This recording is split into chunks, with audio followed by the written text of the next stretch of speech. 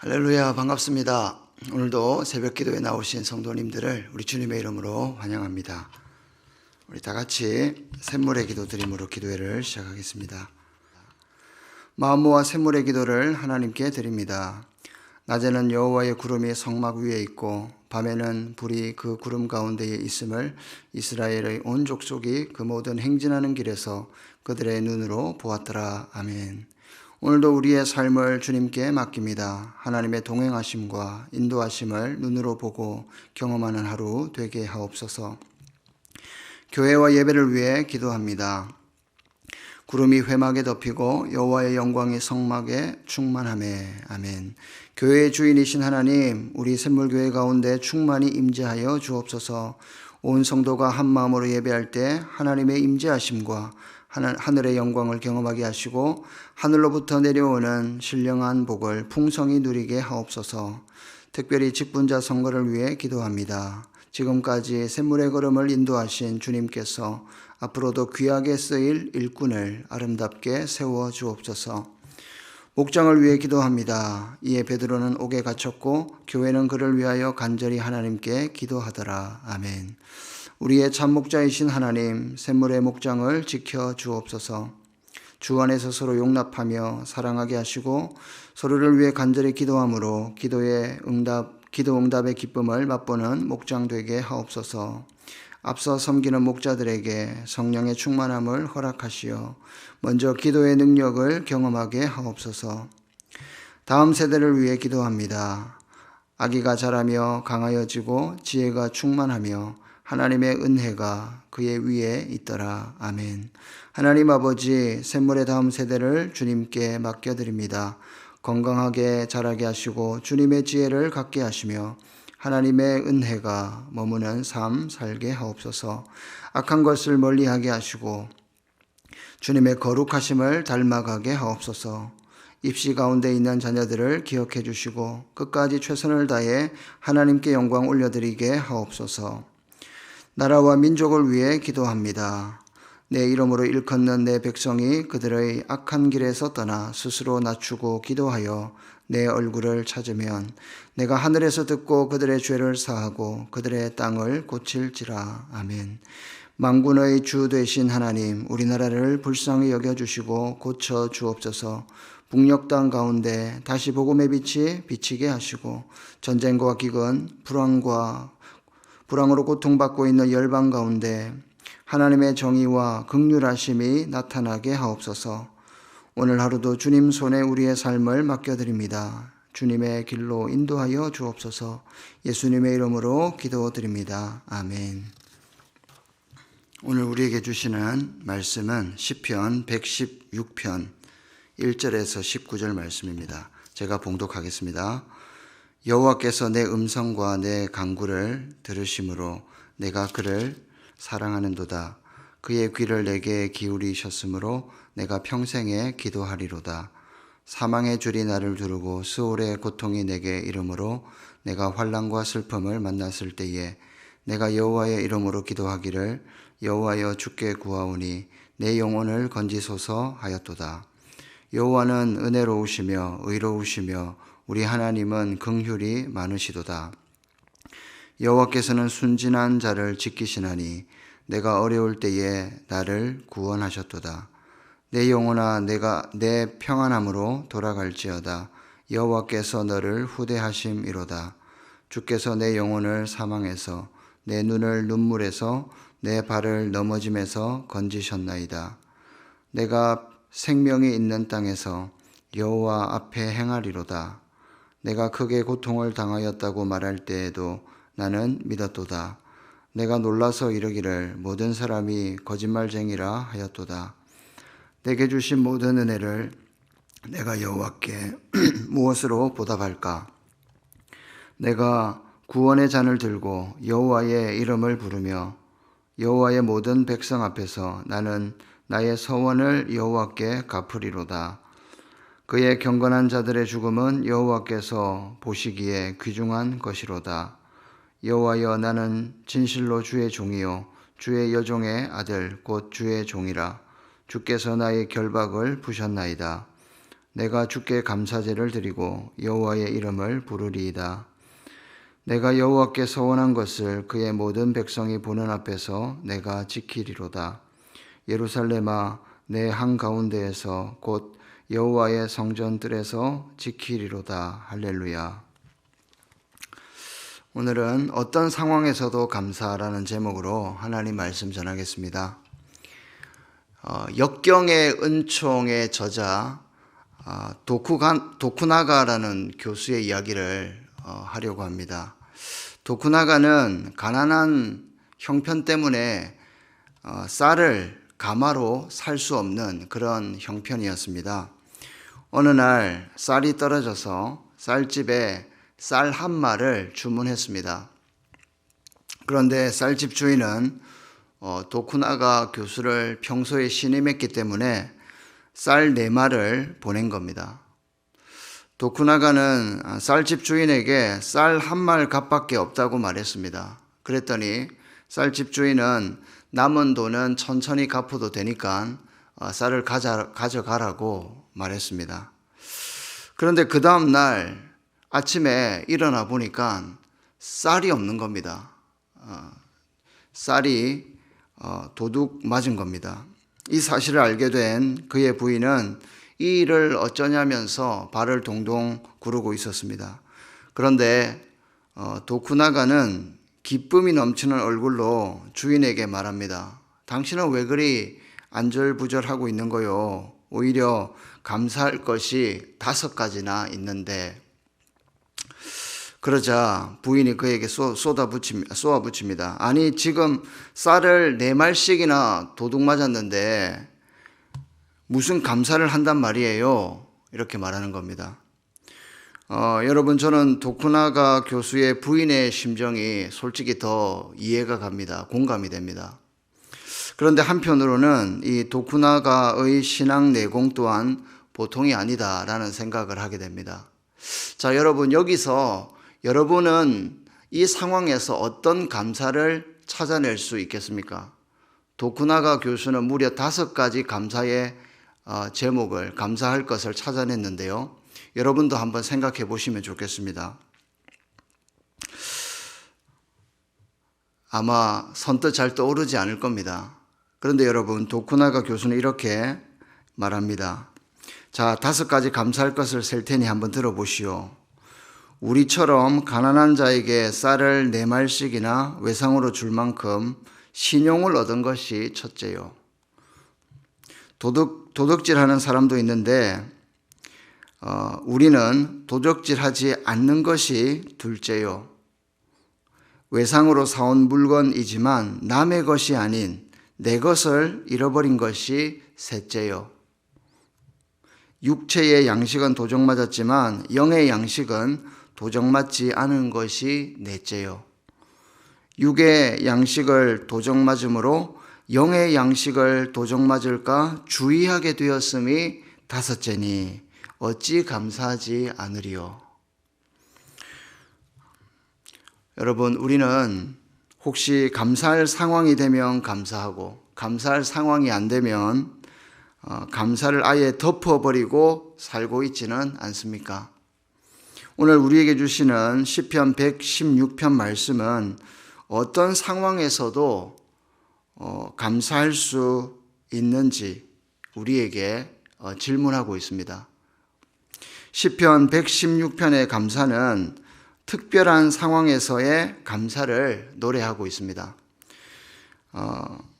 이 시편은요, 감사시입니다. 시편의 저자는 과거에 어려웠던 일들을 되돌아보고 있습니다. 그리고 하나님이 베풀어 주신 구원을 지금 간증하고 찬양하고 있습니다. 그리고 시편 기자는 이 찬양에서 끝나는 것이 아니라 어렵던 시절에 자신을 건져주신 그 하나님의 은혜 때문에 그리고 그때 하나님께 드렸던 그 서원을 갚기 위해서 감사 제물을 드리고 있습니다. 3절을 보시면 사망의 줄이 나를 두르고 스올의 고통이 내게 이르므로 내가 환난과 슬픔을 만났다고 합니다. 그리고 8절에서는 뭐라고 말씀하십니까? 주께서 내 영혼을 사망에서, 내 눈을 눈물에서, 내 발을 넘어짐에서 건지셨다고 고백하고 있습니다. 이처럼 시편 기자는 갑작스럽게 죽음의 위기 앞에 섰던 것 같습니다. 죽음은 마치 미끄러운 바위에서 순식간에 넘어지듯이 갑자기 그에게 닥친 것입니다. 죽음의 위협은 그를 묶어 캄캄한 감옥에 가두려고 하는 것과 같습니다. 그는 이 세상을 떠나기에는 아직 인생이 창창하다고 생각했습니다. 그가 죽을 병에 걸렸을 때 사람들은 그에게 아무런 도움이 되지 못했습니다. 오히려 그들은 그를 정죄하였고 나아가서 악담하며 비방하고 빨리 죽기를 바랄 뿐이었습니다. 아무것도 할 수 없는 절망적 상황에서 그가 할 수 있었던 것은 여호와의 이름을 부르는 것이었습니다. 그리고 짧은 한마디 기도를 드렸습니다. 4절을 보시면 여호와여 주께 구하오니 내 영혼을 건지소서. 지금 죽음의 위협 앞에서 정말 말로 표현할 수 없는 그런 참담한 현실 속에서 그가 할 수 있었던 것은 이 외마디 기도였습니다. 여러분, 우리도 이런 기도가 나올 때가 있지 않습니까? 정말 너무 힘들고 상황이 너무 막막해서 주님 살려주세요. 주님 살려주세요. 이런 기도밖에 나오지 않는 그런 상황을 우리가 만날 때가 있습니다. 사람마다 처한 상황이 다르겠지만 저 같은 경우에는 아버지의 알코올 중독으로 인해서 가정 불화가 계속되었기 때문에 절망적인 삶을 살았던 기억이 있습니다. 그리고 결혼 전까지 이 몸에 질병도 있었습니다. 코막힘이 심해서 너무 답답한 인생을 살았습니다. 그런데 나중에 하나님께서 이것을 치료해 주시고 또 저의 삶을 회복시켜 주셨습니다. 이런 상황에서는 정말 다른 기도보다 주님 제발 살려주세요, 이런 기도가 저절로 나오게 되죠. 분명 시편의 저자는 어쩌면 더 극심한 고통의 세월을 보냈을 것입니다. 그런데 그가 구원의 하나님을 다시 노래하는 이유가 무엇일까요? 시편 116편을 보면 죽을 것만 같은 이 땅에서의 고통스러운 삶 속에서 내가 주님을 찾기 전에 하나님께서 먼저 우리를 찾아오셔서 구원해 주신다는 것을 우리는 이 시편 속에서 그 하나님을 묵상할 수가 있습니다. 1절과 2절을 보시면 시인이 아무것도 할 수 없을 때 여호와께서 먼저 그의 음성과 그의 간구를 들으신 것, 그리고 귀를 기울이신 것을 고백하고 있습니다. 시인이 주님께 나간 것이 아니라 주님께서 이 시편의 저자의 형편을 아시고 찾아온 것입니다. 주님은 이 시인의 인생에 개입하셔서 사망의 줄을 끊고 음부의 고통에서 그를 구원해 내신 것입니다. 그러므로 여러분, 우리의 몸이 상하여서 또는 우리의 마음이 상하여서 아니면 우리의 직장과 생업의 일터에서 큰 어려움을 겪어서 우리가 죽음의 위기에 놓이게 될 때 하나님의 사람들은 믿음을 가져야 합니다. 어떤 믿음입니까? 나를 잘 아시고 나를 위해 죽기까지 자신을 희생하신 그 주님께서 내가 먼저 찾아가기도 전에 그분께서 먼저 나를 찾아오셨다는 것, 지금도 찾아오고 있다는 것, 그리고 그분께서 내 삶 속에 지금도 개입하고 계시다는 것을 우리가 믿어야 됩니다. 주님께서 나의 음성과 나의 짧은 이 외마디 비명 같은 기도에도 귀를 기울이신다는 믿음, 이것을 우리가 믿어야 할 줄로 믿습니다. 주님은 당신의 자녀를 기필코 사망처럼 느껴지는 그런 고통의 자리에서 일으켜 세우실 것입니다. 시편 기자가 체험한 경험은 예수님의 순환과 부활의 그림자가 됩니다. 예수님께서는 실제적인 죽음과 음부의 고통을 경험했습니다. 그런데 하나님 아버지께서 그를 죽은 자 가운데서 살리셨습니다. 그리하여서 예수 그리스도를 통해서 하나님의 참된 구원이 온 세상에 드러나게 되었습니다. 그를 믿고 따르는 모든 사람들이 그의 죽음과 부활에 이제 동참하게 된 것입니다. 우리는 시인과 함께 그리스도의 죽음과 부활에 참여한 자들입니다. 그렇다면 우리는 어떻게 이제 살아가야 합니까? 우리 자아는 죽고 내 안에 예수로 사는 것입니다. 나아가서 날마다 삶의 현장에서 지금도 역사하시는 예수님의 부활 승리에 그저 우리가 동참하면 되는 것입니다. 그래서 시인이 고백했듯이 우리도 구원의 잔을 높이 들고 주님의 구원을 찬양하며 우리에게 주신 모든 은혜에 우리가 비로소 감사를 드릴 수 있는 것입니다. 바로 이것이 우리가 감사를 드려야 될 이유입니다. 우찌무라 간조라고 하는 분이 계십니다. 목사님이신데요. 그분이 쓰신 시를 소개하고 싶습니다. 이 시에 곡을 붙여서 나온 찬양도 있습니다. 제목이 예수를 생각하고입니다.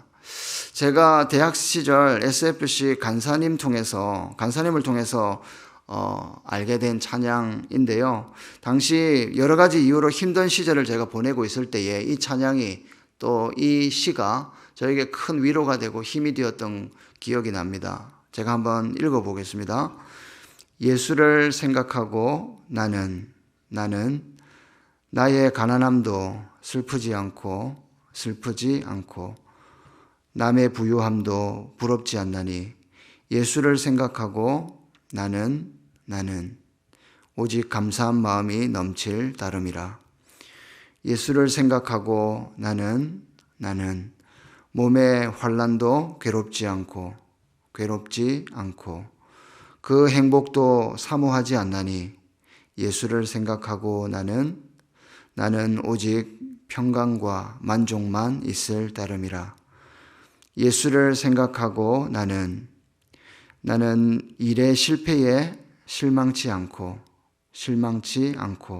그 성공에 뛰며 기뻐하지 않나니 예수를 생각하고 나는 오직 영원한 승리자이기 때문이라. 여러분, 우리가 우찌무라 간조 목사님의 이 고백처럼 어떤 상황에서도 감사할 수 있고 평강과 만족을 누릴 수가 있고 어떤 상황 속에서도 영원한 승리자라고 고백할 수 있는 이유는 바로 예수님이 우리의 구원자가 되시기 때문입니다. 성도 여러분, 우리는 언제 감사합니까? 감사할 상황에만 감사합니까? 아니면 시편 기자처럼 어떤 상황 속에서도, 특히 오늘 시편 116편에 나오는 이 저자의 상황처럼 정말 죽음의 위기 앞에서도 우리가 감사거리를 찾아낼 수 있는지 이 시간 한번 돌아보면 좋겠습니다. 오늘 말씀을 통해서 우리는 깨닫게 됩니다. 우리가 어떤 상황에서도 여호와께 감사드릴 이유가 있다는 것입니다. 그 이유가 무엇이냐면, 먼저는 내가 너무 힘들고 아플 때, 고통스러워서 외마디 비명밖에 나오지 않을 때, 그때 주님께서 먼저 우리를 찾아오신다는 겁니다. 이게 바로 복음입니다. 주님께서 먼저 우리를 찾아오십니다. 우리의 기도를 들으십니다. 귀를 기울이십니다. 그렇기 때문에 우리는 감사할 수 있는 겁니다. 그리고 또 한 가지는 이미 주님께서 승리하셨기 때문에 우리는 믿음으로 지금 내 삶 속에서도 그 예수 그리스도의 십자가 죽음과 부활 승리를 믿게 되는 것이고, 그것이 곧 내 인생 속에서도 부활 승리로 드러나게 되는 것입니다. 그렇기 때문에 우리는 감사할 수밖에 없는 것입니다. 이미 주님의 승리가 지금도 나의 승리이기 때문입니다. 여러분, 저와 여러분들은 이미 승리자입니다. 이것이 우리의 믿음이고 우리의 힘과 능력인 줄 믿습니다. 오늘 하루 우리의 삶 속에 하나님 은혜와 사랑 때문에 정말 내 마음 깊은 곳에서 우러나오는 그런 감사의 고백이 있기를 우리 주님의 이름으로 축원합니다. 오늘 주신 말씀을 기억하면서 이렇게 기도하면 좋겠습니다. 주님, 어떤 상황 속에서도 감사하는 믿음을 주시옵소서. 특별히 오늘 시편 기자가 처한 상황처럼 죽음의 위협 속에서도 하나님께 감사할 줄 아는 감사의 제목을 찾고 주님께 영광 돌리는 오늘 하루가 될 수 있도록 우리 같이 기도하고 개인 기도 제목으로 기도하겠습니다.